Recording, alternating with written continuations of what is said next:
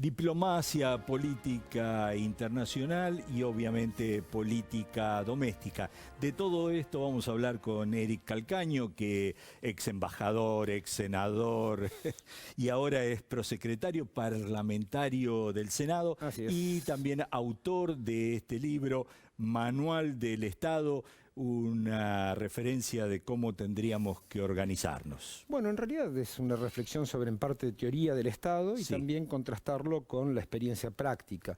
Hay una primera parte que es ¿qué es el Estado? ¿Para qué sirve? Y hay otra parte del poder en el Estado. ¿Cuáles son los poderes, los partidos, los sindicatos, las empresas, las iglesias que influyen sobre el Estado? Y al final hablamos de tres cosas que nos parecen importantes, que son el Estado de Derecho, el Estado de Bienestar y el Estado federal. Pero bueno, ¿lo leerán algunos de nuestros candidatos o por lo menos? Sí, estoy seguro que lo leerán y muchos ya lo saben de memoria porque tienen un acendrado conocimiento del Estado. Pero también es para acordarse qué es el Estado y para qué sirve. No es únicamente, uno no puede decir el Estado sí, el Estado no, depende de qué Estado. Un Estado totalitario sería terrible. Por supuesto. Un país sin Estado, aún peor. Fijémonos lo que pasó con la caída de la Unión Soviética. No apareció la sociedad civil libre, sino las mafias. Las consecuencias de la primavera árabe. Los países sin Estado son en general grandes catástrofes. Exacto. Esperemos que una organización de Estado democrática en este país sólida. La Constitución. Vayamos a un tema del momento, que es un cambio bastante importante de política internacional de la Cancillería argentina, del gobierno argentino. Hoy reconoce como embajadora oficial de Venezuela a la representante del gobierno provisional o interino, como lo querramos llamar. ¿Cómo ves este cambio? Me parece que no es muy inteligente en el fondo, porque por más que uno piense lo que piensa el gobierno actual de Venezuela, ya hay una persona, o país mejor dicho, que está muy en contra de ese régimen, que es Estados Unidos. Hay otros países que están muy a favor de ese mismo gobierno. Por lo tanto, lo que hay que hacer en política internacional es conducir desde el centro y ser siempre un recurso de diálogo para poder avanzar las posiciones que el gobierno del momento crea correctas. Por lo tanto, hay que ser muy cauto en las cuestiones internacionales y donde los silencios quizás a veces valen más que las palabras y donde lo importante, creo yo, de lo que es la terrible situación de un país sudamericano es ser justamente un recurso de diálogo. Si todos nos ponemos en contra, entonces facilitamos las opciones extremistas que nunca son buenas. ¿Crees que esto se va a modificar si Alberto Fernández entra, digamos, es el nuevo presidente? Hay que ver. Yo considero que la política exterior es la continuación de la política interior por otros medios. Por lo tanto, lo que hay que hacer, de nuevo, y creo que el candidato Alberto Fernández lo ha expresado de modo muy claro, hay una serie de países como Uruguay, como México, que tienen una posición intermedia.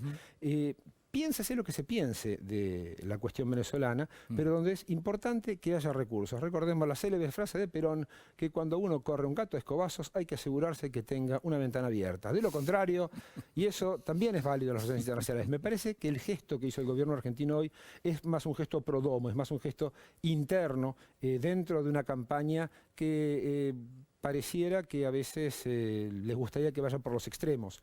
Pero bueno, son situaciones. Vayamos un poquito al Estado y a la organización parlamentaria. ¿Cómo ves un parlamento en esta situación? ¿No se lo ve desde el punto de vista popular como evidentemente efectivo? Por ejemplo, la Cámara de Diputados sesionó 2 veces. Hoy sirvió para dar un reconocimiento a un grupo británico, Iron Maiden. Sí, yo hubiera preferido los Tottenhausen, que son alemanes, pero bueno, no importa.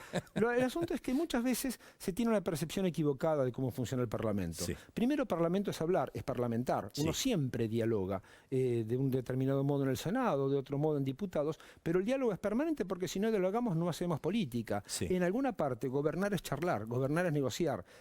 Máxime en un gobierno que no ha tenido mayorías y que ha tenido que negociar prácticamente todas las leyes. Exacto. En una especie de anomalía institucional argentina porque nuestro sistema es presidencialista y eso es una cuestión que también hay que tener en claro. Después las cámaras siempre trabajan, hay reuniones de comisiones, se hacen eventos.